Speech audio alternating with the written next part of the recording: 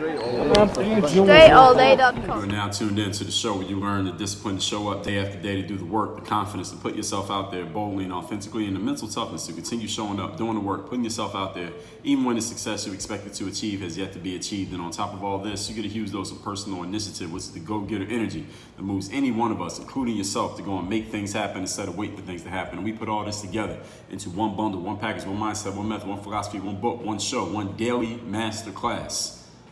That's the thing you're listening to right now, and this is all under one umbrella. It is called Work on Your Game. My name is Dre Baldwin, also known as Dre All Day, and welcome to the show. And today's topic is how to organize your work when it's just you. When it's just you working alone, how can you organize your work? And the reason that I'm answering this question in today's episode is I was recently on I was just on a podcast with my guy Simon, and his show is called, I forgot the name of his show, I gotta remember it. I'm gonna pull it up in 1 second. Let me find it first before I say that. Strategy Sprints by Simon Servino. And one of the things that he asked me on that show was, he was just asking me about my process, because I've created all this content and written all these books and putting this stuff out so much. And then he was just asking me, well, do you have an agency? Do you have people working for you when you do these things? And I was explaining to him, like, yeah, I got people who do audio, like this show right here. I have an assistant who helps handle scheduling and doing things like that. And he was like, damn, that's a very, it's like a slim team that you have there. What was the word that he used? I forget the word that he used to describe it. He was like, you have it's not that many people. You're getting all this stuff out there and doing all these things, but it's not like you have 50 people working for you to get all this stuff out there. How are you able to organize it and do the things that you're doing? Because he said, a lot of people in my audience, they are entrepreneurs and they're trying to put themselves out there, and they would love to create a lot of stuff too and put their ideas out there into the world, but they don't have a lot of people around them, and they want to know how they can be organized enough to create the way that you can create. So being that he asked the question, I did answer it on his show. Again, the show is called Strategy Sprints, so you can look that up with Simon and listen to what I said on his show. But being that I hadn't even talked about this, at least given a dedicated episode to talking about it on my own show, I'm going to answer this question right here today. So the topic again, how to organize your work when you are alone. I'm going to remind you or inform you that I have a text number, or I want you to text me. Tell me the most valuable insight you get from today's episode, anything you're going to do differently, or anything I said is going to change the way that you think about things based on what you hear today. My number 305-384-6894. Once again, 305-384-6894. So what I'm going to share with you here today is what I learned to do as an entrepreneur after basketball. Because there was a time, and I talked about this not too long ago, where I felt like I was on like the entrepreneurial treadmill. This was probably around between 2014 and 2016. I probably felt this more than once. But I felt like I was spending the whole day working. I was doing a ton of work. I was working really hard. I get to the end of the day, I'd be exhausted from all the work I was doing, but I wasn't really making any progress. I was doing enough work to kind of stay in the same space, like running on a treadmill. So today I'm going to explain the principles of what I started to do to get my shit together, to where I was actually making forward progress, still working hard, but making forward progress in what I was doing. And I could see that progress tangibly happening from the one period to the next period. Point number one, the topic once again, is how to organize your work when it's just you working alone. So even though I don't work alone now, these principles apply to anyone. These are things that I was doing before I had anybody working with me. Number one, deconstruct your prior success. So if you are, or success is, if you have more than one.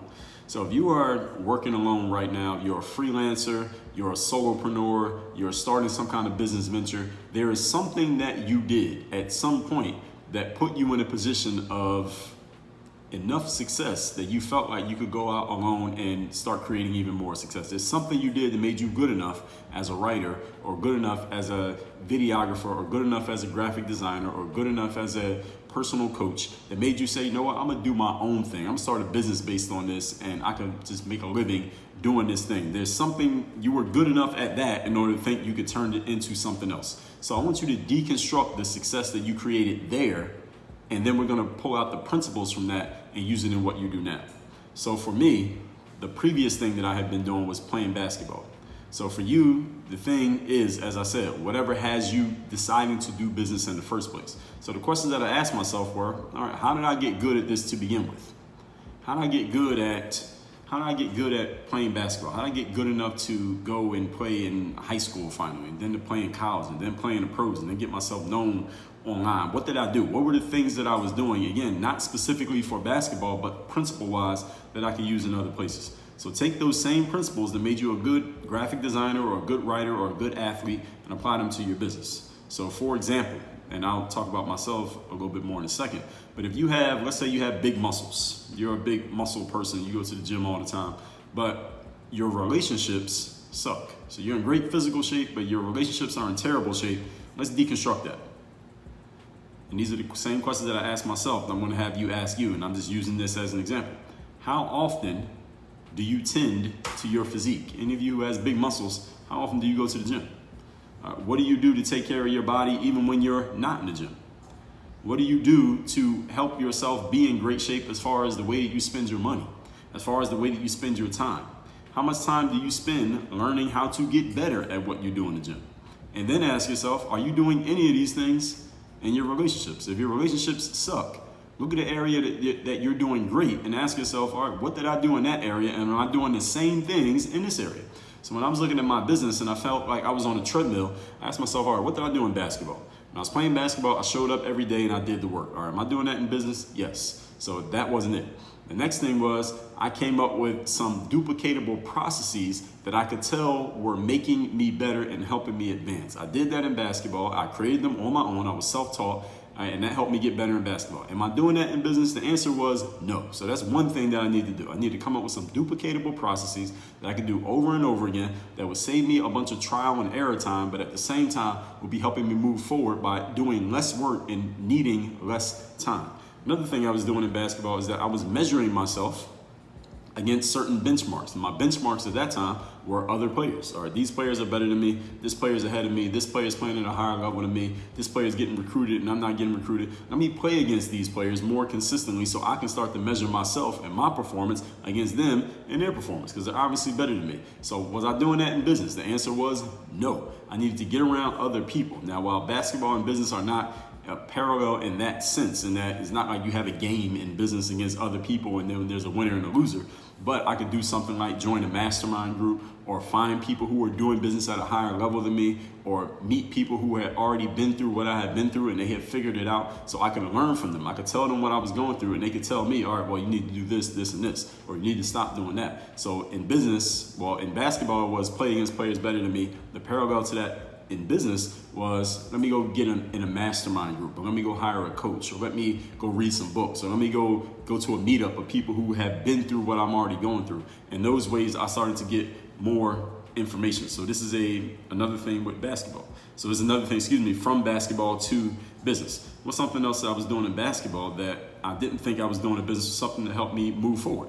Well, in basketball, I was always looking for the next step forward, and I was willing to invest in that next step. So that meant go and getting I remember I bought some weights from like Sears, the department store in the mall, so I could have them in my house so I could lift weights a little bit more so I could get a little bit stronger. So I had invested in my body there. And I remember when I went to a bunch of exposure camps and tryouts, which are basically ways for you to get yourself seen in the professional basketball world. I invested my own money in those things so I could go to those places, show my game, and hopefully create an opportunity for myself to where I could get paid to play basketball. I was making investments in myself. I was planning on those investments, and then I would make sure I got the most out of those investments based on my time and energy investment. And I asked myself, was I doing that in business? Maybe a little bit, but not 100%. Not the same way I've been doing it in basketball. So I asked myself, what can I do? All right, let me go get some books, maybe sign up for a course. Let me go, I like this person, I like what they're doing in business. All right, let me listen to everything they ever put out. Let me read all the books they ever made. Let me go to this meetup that this person has. Let me hire this coach over here. Let me join this paid mastermind over here. So I started doing all these other things. Again, trying to find the parallels between what worked in basketball, because I knew I created success over there. All right, what did I do to create that success? Let me apply them the same way over here so I can get the success. So I can get success in the new thing. So all you would need to do is look in the area in which you are successful and deconstruct what created that success, the principles of the success, not the specific actions, but the principles, and then ask yourself, Am I applying these same principles in the thing that I'm doing now? Am I willing to apply these same principles in the thing that I'm doing now? If you are not willing to do it, then you are in the wrong location. If you are willing to do it, now you just got to do the work. Moving on to point number 2. Today's topic, once again, is how to organize your work when you are the only one there at work. Number 2, you got to be a boss. Now, being a boss is a word that a lot of people throw around these days in our lingo. You see it a lot in media, people talking about, yeah, I'm a boss, I'm being a boss, and people talk about it in music, and we use it kind of as a saying, but you do need to literally be a boss, and I'll explain to you what I mean. Malcolm X, in his autobiography, written by Alex Haley, he said, every organization must have a boss. Even if you are the only one in the organization, you have to be the boss of yourself. Now, there are several episodes of this show where I talked about being a boss. In episode number 235, I told you how to boss up. In episode number 1465, I told you how to be your own boss. In episode 1014, I told you what we want from our bosses, coaches, and leaders. Here's what bosses do. All right, and I'm talking about being a real boss. I'm not talking about being a boss in your Instagram profile. I'm talking about actually being a boss in your life. Bosses provide structure, direction, and accountability. 3 things. I'll say them again. Structure, direction, and accountability. Since it is you and you alone, you must be your own boss, just like Malcolm X said. Are you providing, this is a question, are you providing these elements for yourself? Are you giving yourself a structure? Here is what you do. Because when I was on Simon's show, he was asking this question, Dre, what does a day look like for you? And I explained to him the structure of my day, how I wake up at a certain time, how I spend a certain amount of time on self-care, how I spend time doing work, how I keep things organized, how I know what time to start, I know what time I'm done, I know what I'm working on, how things can change in certain periods, but there's a structure to what I'm doing. Bosses always provide structure. Any of you has ever had a boss, or if you have a boss or a supervisor, whatever phrase you want to use, they provide structure. They tell you, this is what you need to be doing. This is what needs to be done. Here are the ways that you're going to be measured. Here's how I'm going to make sure, here's how I'm going to know that you did what you're supposed to do. There is structure there. Bosses also provide direction. If they tell you that they need something done and you don't know how to do it, I'm assuming the first time they tell you, they're going to show you. This is how it's done. Here's where you look at it. Here are the instructions. Here are the steps that you need to follow. Here are the rules for getting it done. Bosses provide you direction. That's the second thing. And the third is accountability. Accountability, like we talked about a few days ago, accountability is you just making sure, or you and others making sure that what was supposed to be done got done. And if it didn't get done, why didn't it get done? And how can we make sure this doesn't happen again? That's all accountability is. Again, it's not beating yourself up. It's not you beating other people up or anybody beating you up. It's just measuring the results against the standards and the expectations and making our adjustments so that we can make sure we continue hitting the standards and hitting the expectations. Bosses provide all 3 of these of structure, direction, and accountability. And since it is you by yourself, you must be the boss and you must provide all 3 of these. So ask yourself right now, in what you do, are you providing them? Are you providing all 3 of these for yourself? Any of you who is a solopreneur or freelancer, or you plan on being a solopreneur or freelancer, you're working on it right now. Do you have structure to what you're doing on a day-to-day basis? Is it organized? Like, all right, from this time to this time, I'm working on this. From this time to this time, I'm doing this. When I get on this computer, I'm doing this, this, and this. Do you have that structure in place? For many people that I talk to and I hear from, the answer is a clear no. And this is why they're not getting any results yet. Do you have direction? All right, where are you headed? Where is this taking you? This action is going to take you here. This action is going to take you here. When we do this, we're going to get there. Is there accountability in place? And again, accountability does not have to be another person. Accountability can be you yourself, but you can't have accountability if you don't have any standards. You can't have accountability if you don't have expectations. So what are your expectations? What are you holding yourself up to? What are you expecting to get out of yourself, and are you delivering it? Moving on to point number 3. Today's topic, once again, is how to organize your work when you are working alone. Ask yourself the following question. What would you expect of a serious business? Now, we're going to bring it back to your business in a second. But if you were to look at a serious business, a business that you consider serious, however you define that word, what would you expect of that business? You would expect that a serious business has business hours. All right, here's when we are available. Here's when you can buy stuff from us. You expect that there's an email address, phone number where you can contact them, maybe even a physical location where you can contact them. You would expect that a serious business has a process for handling situations. If this comes up, this is how we handle it. This comes up, this is how we handle it. This comes up, this is how we handle it. A procedures manual. All right, if someone wants to start working at this serious business, someone can show them, hey, all right, to work here and you're doing this job, here are the ways you do this part, here's how you do this, here's how you do this, here's how you do that. There's a manual, procedures manual, or standard operating procedures, whatever you want to call it, that would tell somebody, here's how you do each individual thing. You would expect that there are answers to frequently asked questions. So if there's a certain business and there's certain questions that come up all the time, certain challenges that are always coming up, here's what you do when that happens. All right, here's what you do when that happens. Here's what you do when that happens. You would expect that this business will be organized. You expect that people will be on time. You expect they'd be on point. You expect that they'd be customer focused, meaning their focus is on how do we deliver to the people that we're serving. You expect that they would have schedules. The people that work there, there's a schedule. All right, here's the time you get to work, here's the time you leave work, and here's what's expected of you while you are at work. Any serious business will have all these things. You would expect that a business has to make money to stay alive, right? All of these things and more, whatever else that I didn't mention that you can think of, what would you expect of a serious business? You should write all of them down. These are all the things that I would expect if I'm looking at somebody who has a serious business and they're doing their thing and it's working and they're making money and they're wherever you want to be. What would you expect of a business that looks like that? Write it all down. Now, the next time you go in a local business, take note. Notice some things, maybe things that you didn't notice before, things that you think a serious business should have. Notice if they're there, or at least if you can see them in the next business that you walk into. Then you need to look at yourself and your own business and ask yourself, how many items on that checklist do you qualify for? How many do you check off on for your business on that checklist? Now, this is really a be, doing, having exercise. Being, doing, having exercise. You're looking at the being part of a business. This is not about what they're doing. This is just the being part.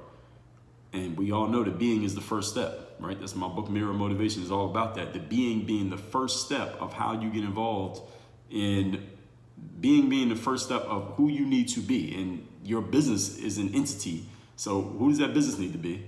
When the being is all in place, then the doing will automatically flow from it, and then the having comes next. So these are the ways that you can deconstruct from, in this third point here, here's the way you can deconstruct from a business that is already where you want to be, already has what you want to have, is doing what you want to do. Who is that business being? That's what you're answering here in this third question, or this third point rather, all the questions in this third point. Let's recap today's class, which is how to organize your work when it is just you working alone. These are the things that I did as an entrepreneur after playing sports, and I felt like I was on this entrepreneurial treadmill. I'm explaining the principles of how you can get your shit together. Same things that I did to get my shit together. Number one, deconstruct your prior successes. So my prior success for me was playing basketball. For you, it's whatever the thing is that has you even believing you should get in business in the first place. How'd you get good at it to begin with? Take the same principles that made you good at the other thing and apply them to the thing that you're doing now. So for example, if you have big muscles, but you have poor relationships, ask yourself, what are all the things you do to keep your muscles big? And then ask yourself, are you doing any of those things in your relationships? The answer is probably not. Point number two, be a boss. Malcolm X said every organization must have a boss, even if it's you by yourself. In episodes 235, 1465, and 1014, I told you about the principles that bosses bring to the table in three specific things: structure, direction, and accountability. Do you have these in place in your business and in the thing that you want to be good at? It doesn't have to be a business yet. Do you have these in place? If you don't, it will never become a business. And if you get lucky and it does, it will not remain a business. And number three, ask yourself, what would you expect of a serious business? Write down everything you think a serious business has in place. I'm talking about the way it is structured, not how much money it makes or what it sells, but the way that it is structured. What does every serious business have in place? Then look at your own work and ask yourself, do you have any of those elements in place? The answer is probably not, and that's why the gap between what that business has and what you have. It is not what they do, it is who they are being. When you change your being, the doing automatically flows from it. Then you get the having after that. Remember the three steps and remember the order of the steps: be, do, and have. All that said, send me a text. Tell me the most valuable insight you got from today's episode, what you may think or do differently based on what you heard today. My number, 305-384-6894. Once again, 305-384-6894. Work on your game. Dre all day.